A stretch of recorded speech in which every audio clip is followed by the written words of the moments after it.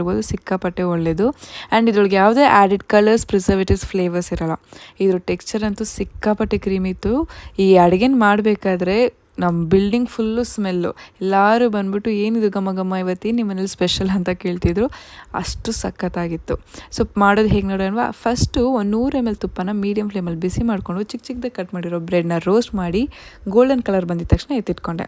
ಅದೇ ಬಾಣಲಿಗೆ ಒಂದು 50 ml ತುಪ್ಪನ ಮತ್ತೆ ಹಾಕಿ ಒಂದು 50 ಗ್ರಾಮ್ ಗೋಡಂಬಿನ ಹಾಕಿ ಗೋಡಂಬಿ ಗೋಲ್ಡ್ ಕಲರ್ ಬರಬೇಕಾದ್ರೆ ಬಿಸಿ ಬಿಸಿಯಾಗಿರೋ 200 ml ಹಾಲನ್ನ ಹಾಕಿ, ಹಾಲು ಕುದಿಬೇಕಾದ್ರೆ ಒಂದು 100 ಗ್ರಾಮ್ ಶುಗರ್ನ ಹಾಕಿ, ಶುಗರ್ ಚೆನ್ನಾಗಿ ಮೆಲ್ಟ್ ಆಗಬೇಕಾದ್ರೆ ಫ್ರೈ ಮಾಡಿಕೊಂಡಿರೋ ನಾವು ಬ್ರೆಡ್ನ ಹಾಕ್ಕೊಂಡೆ.